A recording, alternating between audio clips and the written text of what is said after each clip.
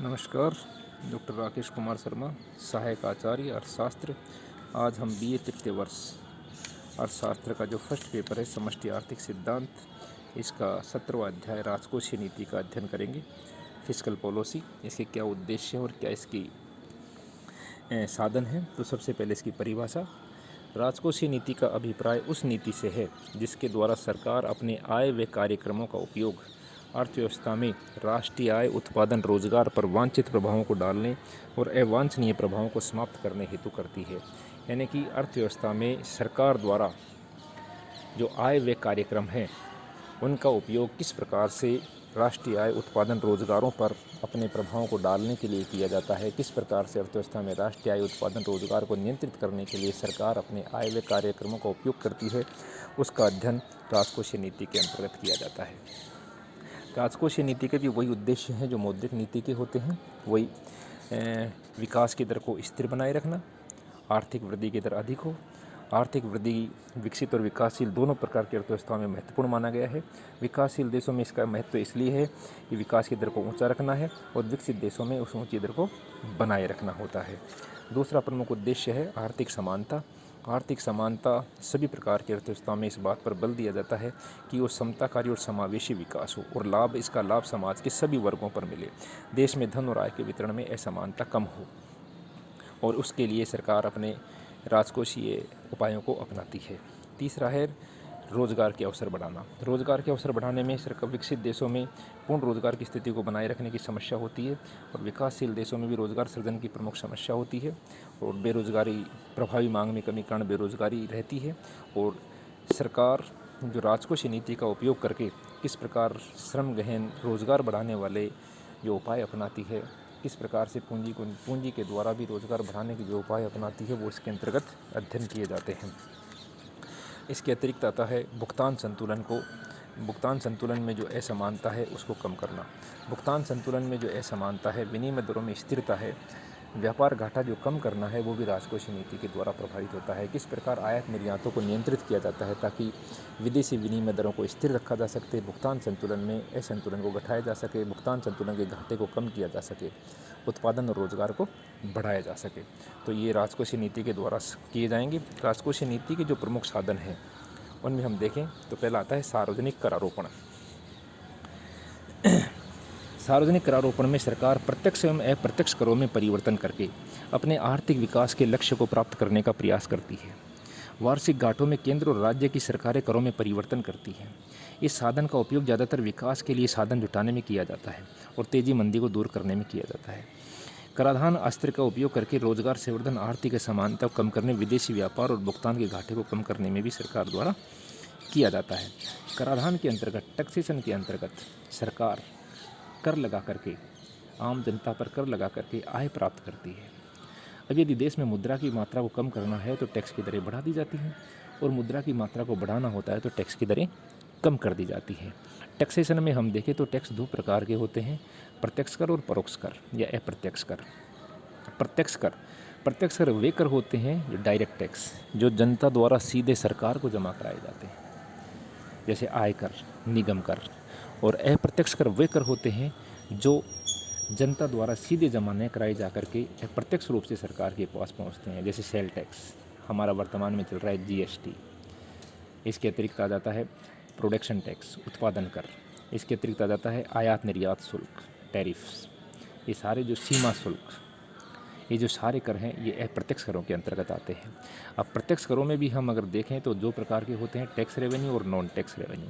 Tax revenue जो करों से प्राप्त होता है और नॉन टैक्स रेवेन्यू जो फीस और शुल्क से प्राप्त होता है। तो सरकार इनकी जो दरें निश्चित करती है, ये देश में मुद्रा की मात्रा को नियंत्रित करने के काम में आती है। अगर मुद्रा की मात्रा को कम करना है तो इनकी दरें बढ़ा देते हैं, अगर मुद्रा की मात्रा को बढ़ाना है तो इनकी दरों को कम कर देते हैं। इसके बाद हम दूसरा देखें तो दूसरा प्रमुख उपाय आता है, वो आता है सार्वजनिक व्यय।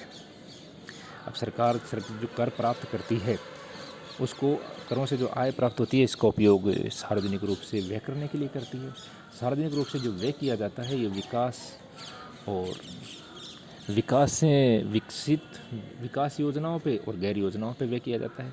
गैर योजनाओं पे जो व्यय किया जाता है, योजनागत जो व्यय आता है उसमें अंतर्गत तो इंफ्रास्ट्रक्चर का विकास प्रमुख रूप से होता है, और जो गैर योजनागत व्यय होता है उसमें रक्षा, सब्सिडी, वेतन, पेंशन आदि पे खर्च किया जाता है। तो जो विकास व्यय होता है वो देश में उत्पादन रोजगार को बढ़ाने के लिए काम में लिया जाता है। जो गैर विकास व्यय होता है वो आवश्यक वस्तुएं, सब्सिडी, उत्पादन, पेंशन, वेतन आदि के लिए काम में लिया जाता है। तो सरकार अगर मुद्रा की मात्रा को बढ़ाना चाहे तो विकास व्यय को बढ़ा देगी, और अगर घटाना चाहे तो विकास व्यय को कम कर देगी। तो इस प्रकार ये विकास और गैर विकास व्यय को बढ़ा करके और कम करके देश में मुद्रा की मात्रा को नियंत्रित किया जा सकता है। तीसरा प्रमुख उपाय आता है वो आता है सार्वजनिक ऋण। सरकार सार्वजनिक ऋण के द्वारा भी मुद्रा की मात्रा को नियंत्रित करती है। सार्वजनिक ऋण जनता से सीधे भी लिए जा सकते हैं और सरकारी संस्थाओं से भी लिए जा सकते हैं। सरकारी संस्थाओं में बैंकों, पोस्ट ऑफिस आदि से सरकार ऋण ले सकती है, या खुले बाजार में भी ऋण उपलब्ध है। प्रतिभूतियों के विक्रय के द्वारा ऋण प्राप्त कर सकती है। जब सरकार को देश में मुद्रा की मात्रा को कम करना है तो ऋणों को बढ़ा देते हैं, और जब मुद्रा की मात्रा को बढ़ाना होता है तो ऋणों को कम कर देते हैं।